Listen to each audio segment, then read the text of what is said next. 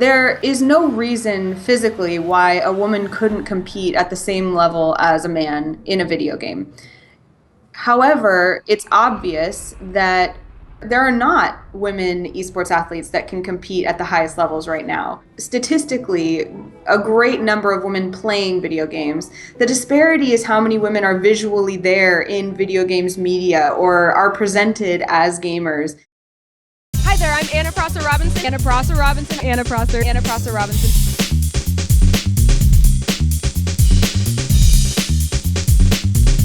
I got into gaming pretty young, just as something that people around me were doing that I wanted to do with them. And then I got into esports because I was introduced to this whole world of competitive gaming through my then boyfriend and now husband, Jeff Robinson. But I think I was still looking for that kind of connection over something that I loved, and I found that in esports, where these people were so passionate and they were all banding together over something they loved, and there was a lot of power in this community to do a lot of really good and cool things, and a lot of compassion and a lot of breaking down boundaries. And so I was really attracted to that, and I knew that I was never going to be a pro gamer because I just didn't have the time or the dedication that it would take to become that good at a video game. But I did have a lot of training in front of the camera, and I did really love video production, and so I just started producing interviews and montage videos and things like that and started putting them out there, and eventually that led to me being hired by Team Evil Geniuses. Well, my job started out as a content producer and facility operations manager with Evil Geniuses. And then Evil Geniuses became the sister team to Alliance. We adopted them and a couple other esports talents, and that became Good Game Agency. And for Good Game Agency, I was kind of a creative director of sorts. I helped producing video content in various ways, whether that was holding a camera, being in front of the camera, editing footage, directing, writing, anything like that. We just kind of had this wearing all hats group of people that were working on content. But as we've moved forward, it's become really clear that there's a really good opportunity for me to make a really cool impact on the Twitch community and the gaming community at large by becoming involved with the programming team here at Twitch.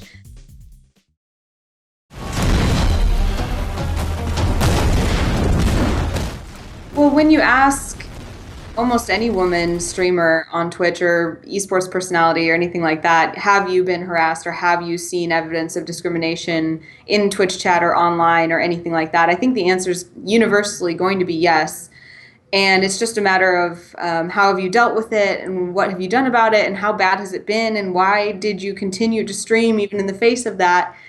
For me, yeah, I've had personal information revealed online. I've been assaulted in person at cons. I've dealt with some pretty horrible things people will say to me personally on Twitter and things like that. And it kind of is par for the course, unfortunately.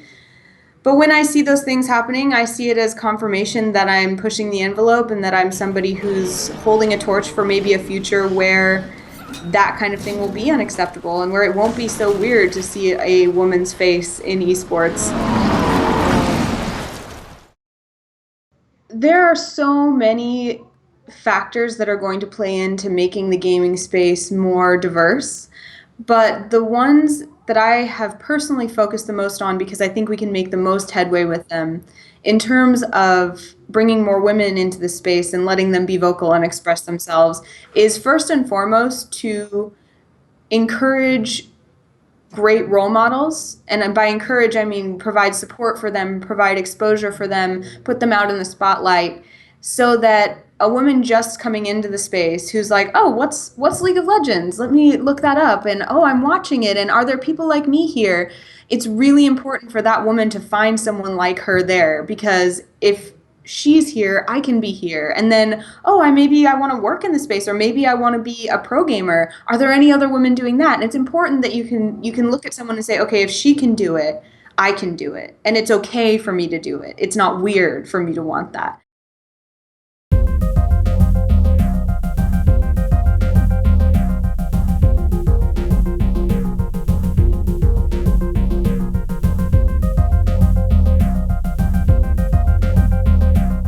My opinion on all women tournaments is that they're great. They're not the final answer, but they are a help to the final answer. I think that they're a good complement to many other efforts that could be made to support, motivate, subsidize, and develop female esports talent.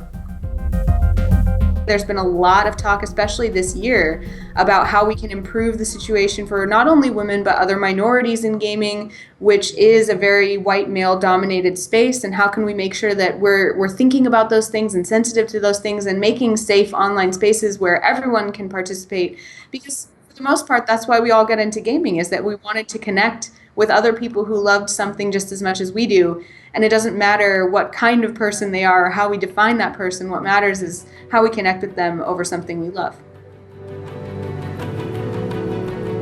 I'm not going home.